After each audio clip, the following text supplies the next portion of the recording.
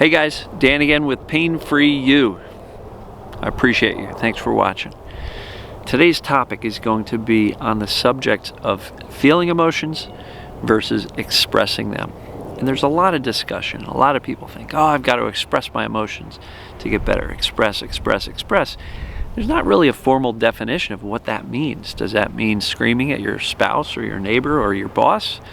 Or does that mean doing some expressive writing in the privacy of your head and your heart and your bedroom or your, wherever? And there's a lot of variation on what expressing your emotions means.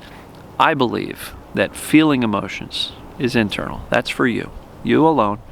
The privacy, no one else needs to know about it, see it, feel it, hear it. You don't have to share it to feel your emotions.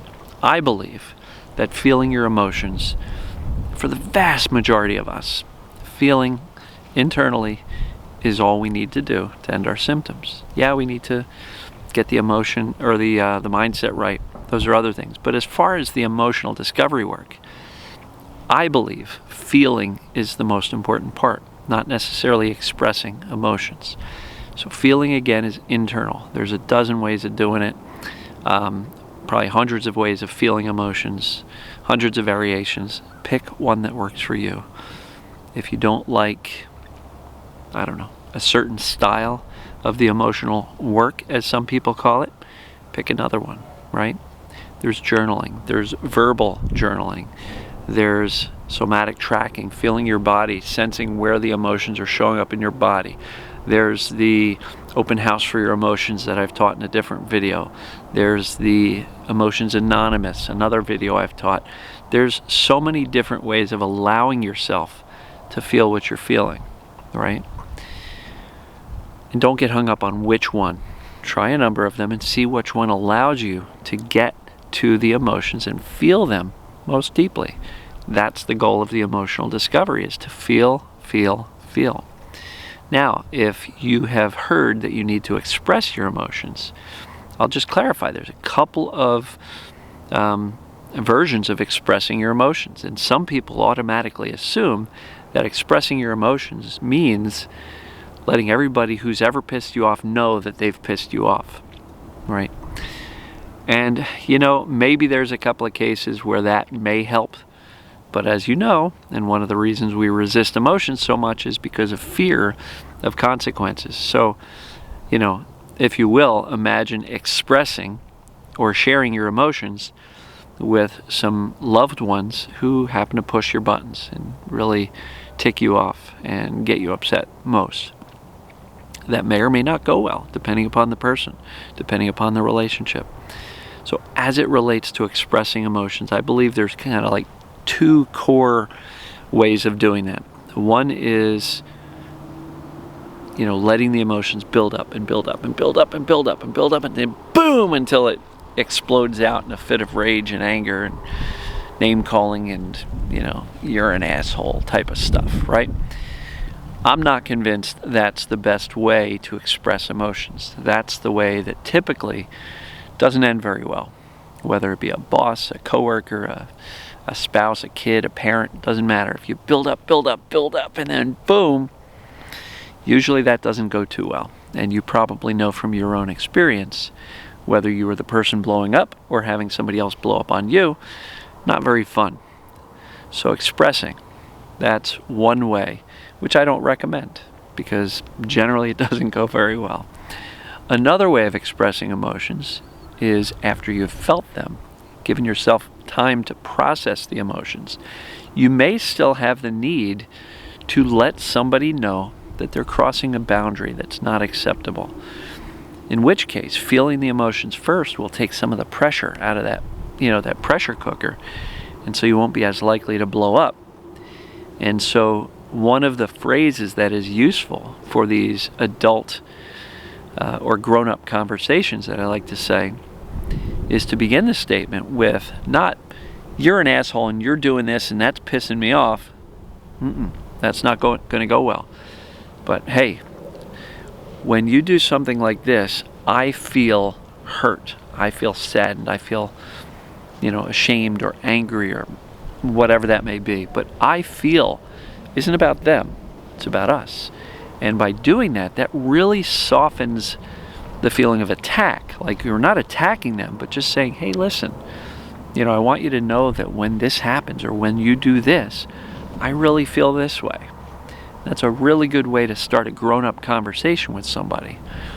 And even with kids, you can say, hey, look, when you do this, mommy or daddy feels this way, and that doesn't feel so good. So I'd love for you to try to take that into consideration before you continue to do that thing that makes me feel this way.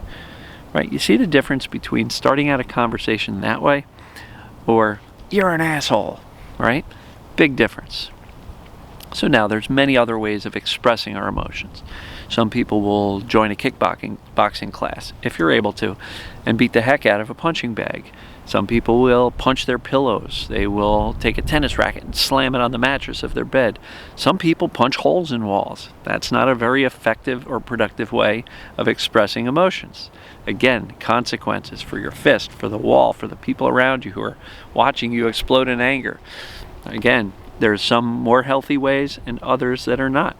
One of the ways of expressing emotions is expressive writing, which is a form of journalism, which is just let me pour this out. That's a lot like journal speak. It's let me express, right, and get this stuff out of us.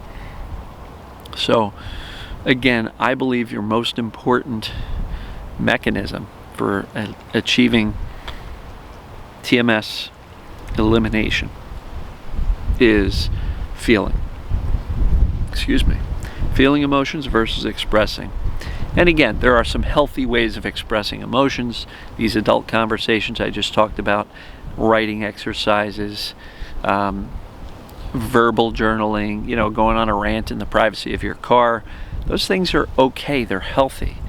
But when you start to share the emotions with others, how we go about doing it can either be productive and useful and achieve success, or it can further create additional stress and tension and angers, and that can work out. So again, when I talk about feeling your emotions, I'm really referring to the internal. You can sit quietly and just really, from your chin to your gut, that's where we generally feel emotions.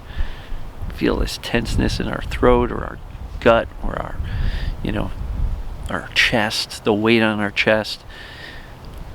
We can do that for ourselves internally. And I believe that's the most valuable way of doing this emotional discovery, as opposed to expressing. And I use the term, sometimes we will vomit our emotions on everybody around us because that's what expressing emotions looks like. And that's on the extreme. That was like, starting out the conversation with, you're an asshole, and making them wrong.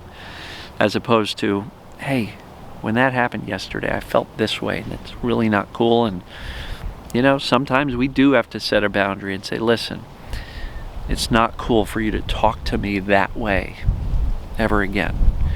It really makes me feel this way, and I would appreciate if you don't do that, right? So there's a big difference between blowing up, which is, in my opinion, vomiting these stored up, built up emotions that are in a pressure cooker all over everybody, which I don't recommend, and just feeling emotions. And again, the middle ground is sometimes an adult, grown-up, calm, reasonable conversation where you share your feelings about, when this happens, I feel this way. And that's a healthy middle ground. So I just wanted to talk a little bit about feeling versus expressing and the differences in the varying levels or ways of expressing emotions. Some can be very useful and productive and really be part of this emotional discovery work. Sometimes setting boundaries is important, but how you do it is extremely important. And letting things build up until you blow like a pressure cooker blowing up, that's not really useful or productive and won't really lead anybody to feel any better, especially depending upon the result or the response of the person you're blowing up at. So I hope this clarifies a few things. These are just my thoughts, thoughts and feelings about feeling versus expression. And hopefully you found some value in it. If you did, leave a comment. If you didn't, leave a comment. If you think there's something I missed, leave a comment. So in any event, I really appreciate you watching and sharing. Give it a thumbs up, a like, leave a comment, whether you're on YouTube or Facebook. Subscribe on YouTube. Anyway, enough of that. Love you guys and gals. We will talk to you soon.